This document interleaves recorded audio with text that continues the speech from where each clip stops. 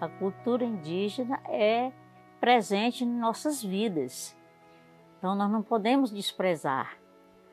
As coisas que eu uso aqui, o quibane, o abano, a peneira, que eles fazem a peneira de taboca também, que era exatamente para peneirar a massa para fazer a farinha. Quibane, por exemplo, ele é uma peça feita de taboca. Entendeu? Eles cortam a taboca, tira aquelas tirinhas e limpa bem limpinha, as talinhas bem limpinhas e põe assim num lugar assim, bem plano e começa a fazer o tecido deles. E a gente sopra o arroz para tirar a palha, se não tiver usina, se tiver um arroz que não tiver jeito de beneficiar. Você põe, é muito útil mesmo. Gente, essa é minha vozinha. Eu conversei com ela sobre o nosso tema de hoje. Para quem não tem muita familiaridade com os termos que ela usou, parecem bem complicados, né? Mas hoje a gente vai descobrir junto que a cultura indígena está muito relacionada com o nosso dia a dia, mais do que muita gente imagina. Eu sou Paloma Rabelo e esse é o Cinemateca Sagres, sessão especial.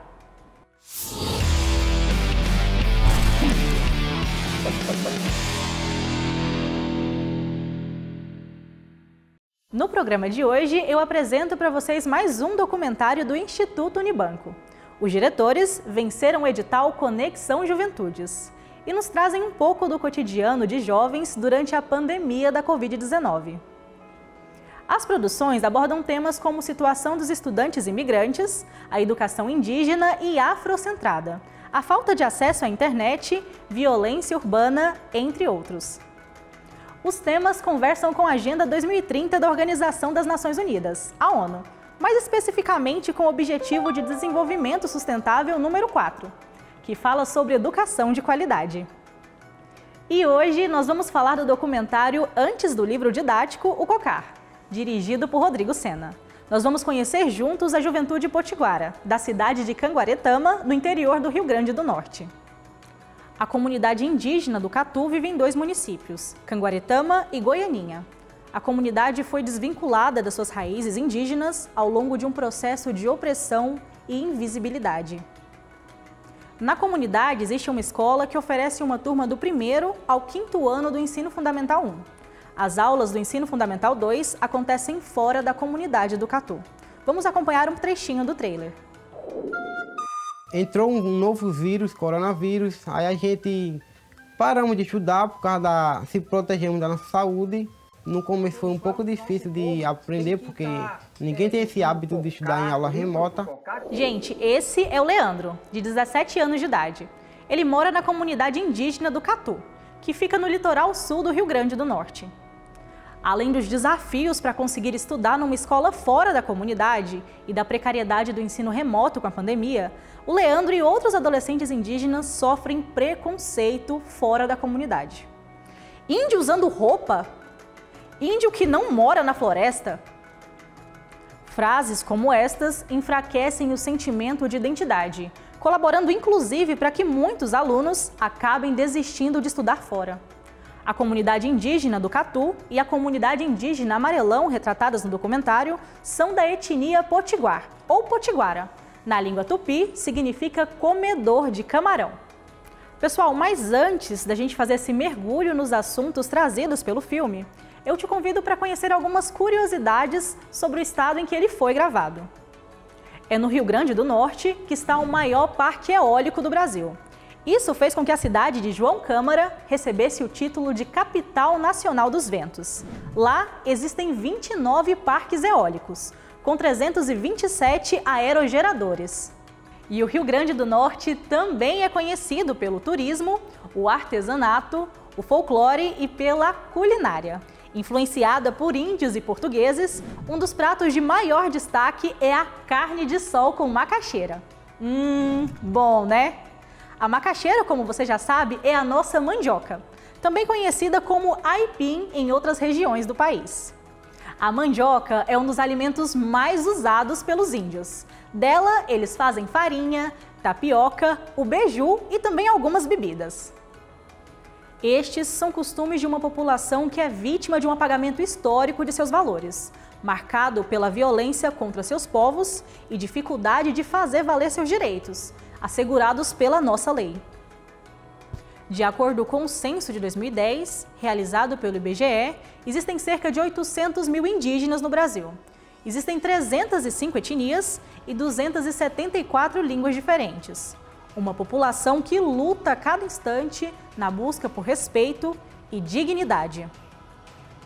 No dicionário, a palavra preconceito é uma opinião formulada sem uma reflexão ou exame crítico. Geralmente desprovida de qualquer fundamento, essa opinião acaba influenciando os modos de pensar e agir, podendo determinar atos de intolerância contra pessoas ou grupos sociais. Então, quando a gente tem um contato mínimo com uma cultura, um povo ou até mesmo com uma pessoa e temos opiniões maldosas, mesmo que sem fundamento, estamos sim agindo com preconceito. Isso acontece também quando não nos damos a oportunidade de conhecer os costumes de alguém e já ficamos com aquela certa implicância. A importância do uso do cocá.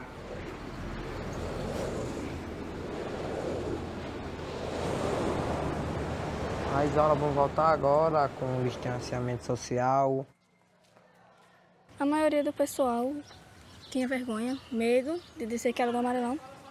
No Fundamental 2 eles desistiam porque era ofertado na cidade e eles eram muito humilhados.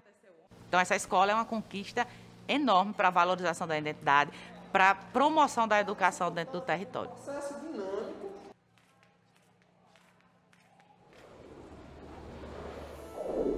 Outro ponto que é muito importante relembrar é que nós brasileiros somos um povo miscigenado, ou seja, somos uma mistura de culturas e povos diferentes. Uma mistura que ocorreu durante toda a construção histórica do país e que ainda ocorre. E dentro desse grande caldeirão que estão os povos indígenas, africanos, imigrantes europeus, asiáticos, dentre outros.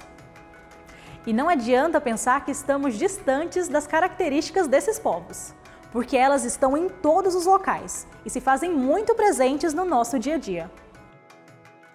Vocês se lembram quando a gente falou do primeiro filme do edital Conexão Juventudes?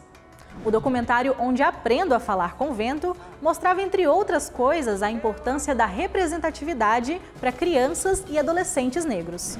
Como era importante eles se sentirem vistos, aceitos e representados. Essa também é uma realidade vivida no documentário antes do livro didático, o Cocá. Gente, os jovens indígenas também precisam ter essa liberdade para conhecer e se aprofundar na própria cultura. Valorizar a identidade indígena e manter hábitos, ritos e costumes são pontos importantes que vemos no documentário. As próprias escolas da região fazem questão de manter viva a cultura, inclusive aulas de tupi são oferecidas aos estudantes. E para saber mais detalhes sobre como foi o processo criativo e também as gravações do filme, eu conversei com Arlindo Bezerra, que é produtor executivo de Antes do Livro Didático, o Cocá. Ele explica como foi o processo de gravação do documentário. Vamos acompanhar. Esse processo todo ele foi muito dialogado com o Instituto Unibanco, porque estávamos ainda vivenciando períodos muito difíceis da pandemia, né? Onde também o ensino era remoto, né? Estava acontecendo remoto, e nós ficamos ainda por muito tempo entendendo o melhor momento de chegar a iniciar as gravações. E aí, esse processo todo, a gente teve muitas idas e vindas, assim, nas duas comunidades. Uma que fica no município de João Câmara, que é a comunidade do Amarelão, e a comunidade do Catu, que fica no município de Canguaretama, mais praticamente, né, assim, mais fortemente. E aí a gente teve algumas idas, né, vamos dizer assim, de não tanto sucesso, porque a gente entendia que não era o melhor momento ainda de realizar as gravações, de iniciar, muito embora tudo estava sendo registrado, tudo estava sendo gravado, até mesmo os processos de entrevistas, de pesquisa, porque nos serviria para um segundo momento. E aí nós ficávamos sempre hospedados em um dos municípios, né? A gente ficava no município de João Câmara, nossa equipe, e quando íamos para o Catu, no município de Canguaretama. E aí, assim, a vivência ela era muito intensa, né, com essa relação da comunidade. A gente só conseguia adentrar mesmo através de pessoas que nos recebiam e nos acolhiam. Então, nós tivemos uma relação muito forte com a direção da escola, né, com os líderes comunitários, com os produtores locais, né, que precisávamos para poder fazer todo esse mapeamento que seria necessário para a produção do filme. Uma curiosidade que o produtor traz para a gente é que a música usada para fechar a produção surgiu em um momento de descontração entre os alunos e a equipe do documentário. Um momento muito interessante foi quando surgiu um rapper, né, aluno, que aí no meio do intervalo ele começou a fazer o rap e estava rolando uma outra gravação, uma outra coisa, isso chamou a atenção da equipe, né? E aí acaba que essa música entra no filme, né? Ele retorna, produz, compõe uma música, propõe arranjo, e aí essa música ela faz parte da nossa trilha sonora dentro do filme. Pessoal, no filme, nós temos a oportunidade de conhecer histórias únicas, de luta em favor da identidade. Uma professora e líder comunitária que não mede esforços para que os alunos possam continuar a frequentar as aulas. Um adolescente de 15 anos de idade que vai se tornar pai e sonha em ser jogador de futebol e se orgulha em ser indígena. E também a jovem Vitória, de 18 anos de idade, que já é mãe e, apesar da pouca idade, nos traz um incrível aprendizado sobre a força de resistir apesar das dificuldades. Todos esses personagens acabam se encontrando em um lugar muito especial, onde os sonhos têm o poder de se tornar realidade e transformar a vida: a sala de aula. Com a pandemia e as aulas remotas, 10 meses depois, os colegas se reencontraram na escola, retomando as aulas presenciais. Um momento de comemoração e ainda de muitos esforços diante das dificuldades da pandemia. Momento de retomada de planos, projetos e ir para a faculdade. Mas, infelizmente, outros desafios ainda estariam no caminho do aprendizado. Por falta de professores e problemas de infraestrutura, a escola, em pouco tempo, precisou fechar novamente as portas. Era muito tocante para a equipe perceber tudo isso, e aí tiveram momentos também muito difíceis de quando se voltou ao ensino presencial, né? E aí chega na escola, tá faltando água, tá faltando alimento para merenda escolar, e aí de repente no meio das gravações interrompe-se novamente a aula, não mais pela pandemia, né?